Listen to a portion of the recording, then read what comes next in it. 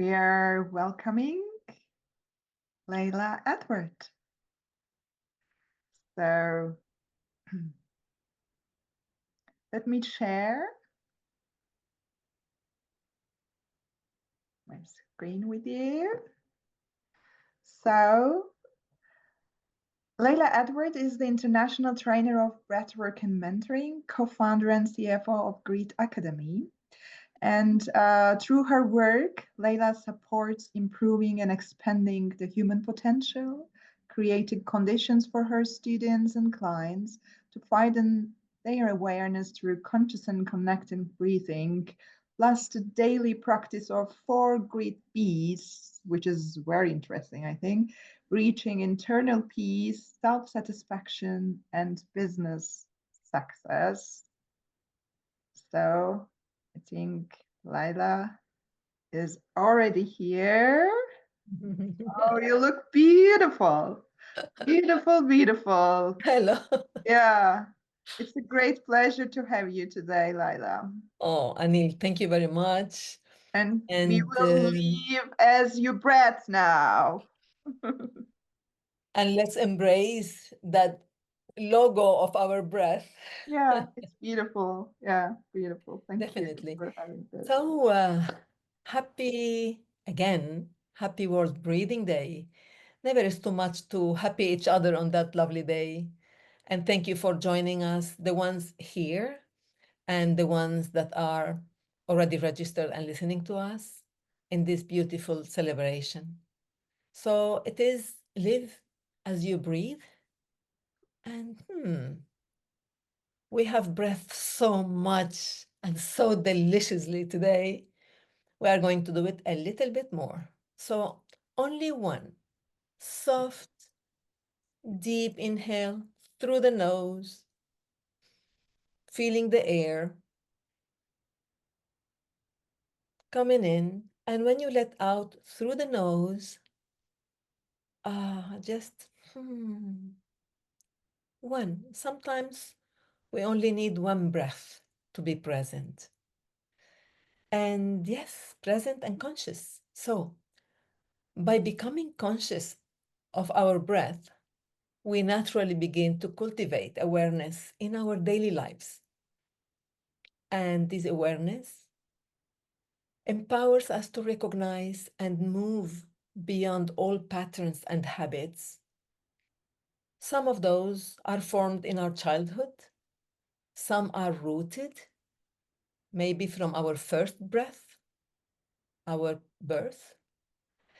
And through breath, we are just inviting to live. So this breath, it gets more intentional. It gets us more conscious, and it allows us to be here fully. Most of the time, however, it is life that controls our breath, not the other way around, because events, stress, chaos, even moments of joy and surprises, they all influence the rhythm of our breath. Just imagine for a moment, how would your breath be in the midst of a natural disaster, like an earthquake, an avalanche, or a sudden hailstorm? I mention those not randomly, but because I have lived, I have experienced that. I was in California in 1989 during the San Francisco Bay earthquake. I remember that was the strongest one I had lived in my whole life back then. And I also remember that when we arrived, when I arrived to California and started schooling, and everywhere would I start, they will teach us what to do when an earthquake hits.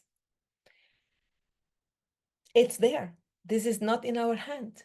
It was in the area. So apart from this, I faced other kind of storms too. The mankind, the one that involves crime, civil unrest, and political crisis. This over 20 years ago, I was directly involved in defending democracy in Venezuela. As you know, I'm from Venezuela. Well, this is my selective country, is the one I chose to live and to be, even though I am Middle Eastern. From Iraq, my father, where I was born, from Lebanon, my mother, when I was raised, and the United States, which I love also very much, where I studied and lived 8 years. However, Venezuela, it was the place where I decided to be so long. And 20 some years ago, we were hit by a very time that democracy was fading little by little. And those moments brought me a fear, brought me anxiety, they brought me confusion and deep emotional fatigue. It wasn't easy back then. I will stop here because we need to go not only to remember and stay in whatever has caused us the pain, but we need to go on. So in times like those, my breath has become rapid, shallow, chaotic, because it was mirroring the external world. And in some moments, I even felt hopeless, withdrawn, because we get tired and disconnected from myself and, of course, others. So when that happens, we need to just take a breath. But sometimes when it's surrounding, it is very, very difficult when the situation is like this. But while we cannot always control the outer world, disasters, challenges, or conflicts, we can choose to come back to our breath, and we can use it to anchor. We can use it as a source of clarity, calm, and grounded decision making. So, of course, it's biological function, but it's a tool for life when we consciously learn to do it. And here, I want to give short exercises so we can carry with us everywhere. And the one I would like to do right now, it's very well known, and that's why I want to use it, because we need to remember it and we need to make use of it so often. And it's the 20 connected breaths. Let's do it together. However, many people like to close their eyes. I encourage you to keep your eyes open. Why? Because we can be looking at everything around us, or simply we can focus on whatever is in front of us. So many people know it and they practice it. However, I want to guide through my hand, because they're going to be 4 short or normal breaths. They're going to be connected, meaning no pause. And the 5th breath is going to be deeper. And then after that deep one, we will connect again with the 4 short and then the 1 deep. We can start right now, and you can follow your own rhythm. However, I'll do my best to guide here. So we start.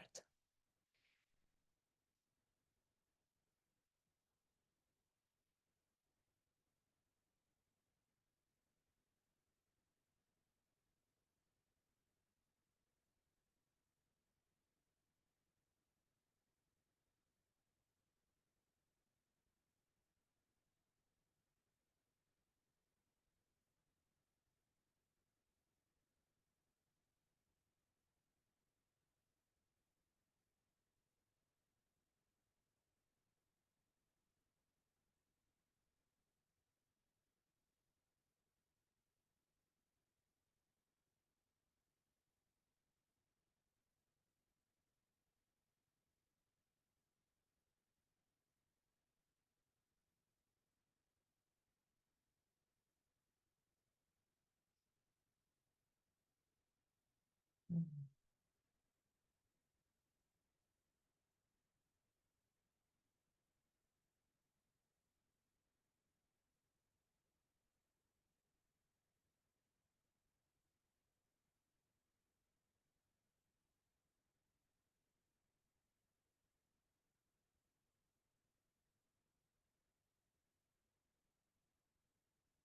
At this point, you can close your eyes so you can notice, you can feel what's happening inside.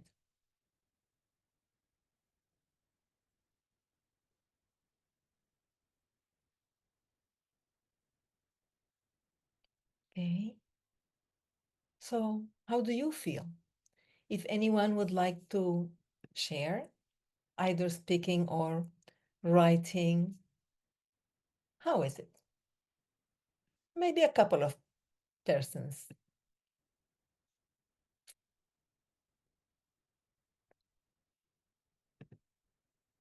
All right.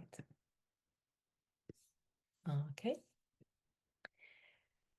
This is a very simple yet powerful breath practice that involves those 20 breaths taken consciously and connectedly, one after the other, with no pause in between the inhale and the exhale. It is like a gentle rebooting of our nervous system. It's reconnecting with our center. So, when can I use that exercise? Actually, I love it when I wake up in the morning. You can do it whenever you wish. If you're still in bed, if you are going to shower, you want to do it in your shower, in your bath, in front of the mirror. And the beauty about it, you can do it with your eyes closed, eyes open, and it does take a few minutes. It's not as quick, maybe 3 minutes. But if you're very, very in a hurry, you can do 10 connected breaths. As always, is better something than nothing.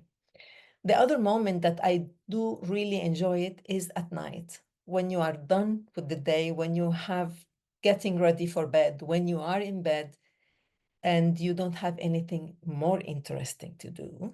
I'd rather the interesting, but in case if you don't, so you do your 20 conscious and connected breathing, because sometimes you're counting with your fingers. I always want you to do this with your fingers, with your hands, because that way we leave our mind, we leave our thoughts to do whatever they want. And then we don't get into their business and we are focused. So for some time, we get that calmness. So it is like that. A moment in life comes to mind after I speak about this, when the breath, it did really change the moment I was living. I did talk about Venezuela. That was an experience that after work, I always was rebellious. I don't want to work and then shower and go to sleep. So even if I would finish late, I would do something different. Go out with some friends or go to a movie or after centering and everything. So that night I was coming out of the movie theater and I was by myself going home. It was only a few blocks away. And in my walk, I heard steps. Of course, the first thing that came to mind back then, that something is going to go wrong in that, because it was late at night. And I felt my heart beating and I felt my uncomfort and my thoughts. And suddenly I felt myself hurrying up and I said, "No," inside, wait, just take a breath. Maybe that person is not even following you. I don't know. So I went into that mode of talking to myself, repeating a mantra, and taking connected breaths. And then I slowed down because I just was tired of kind of running without running. So when that happened, it shifted. Something inside of me shift, and I was walking normal, and a person just passed me by and went. So what can I tell you? Breath by breath, then we shift our state. So instead of fear, we can feel focused with those conscious breathing. Instead of panic, what was happening to me, we can invite peace. Instead of confusion, we can experience clarity.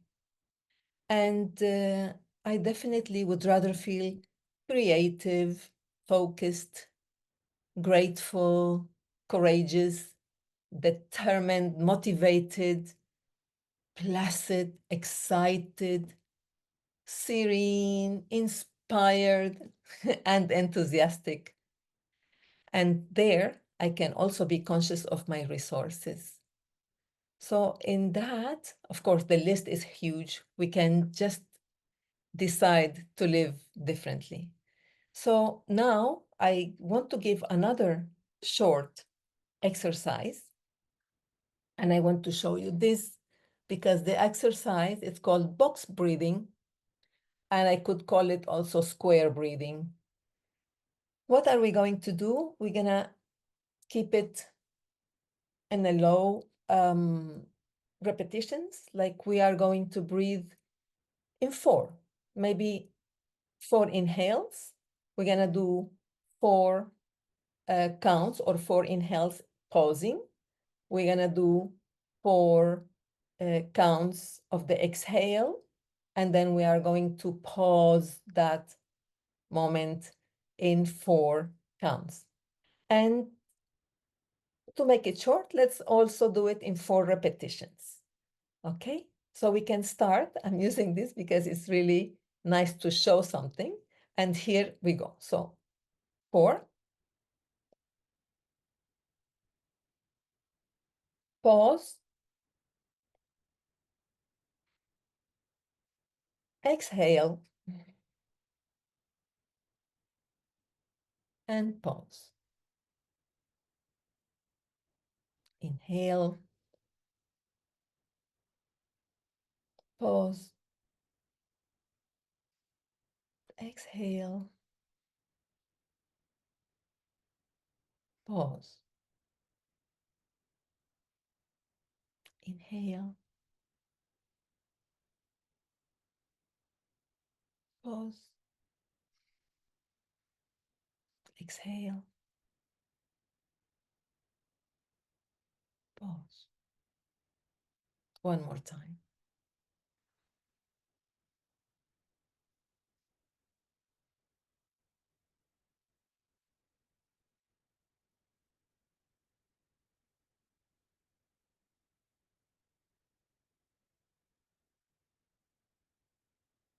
This is also an exercise that you can adjust to your needs. I do it because I don't know all the people that are watching and what is the capacity of the inhale, or more yet, the pause. So we can start with 4, and then as long as you practice it, you will discover that 5 counts will be fine. Eventually, you can increase. It depends on your own capacity.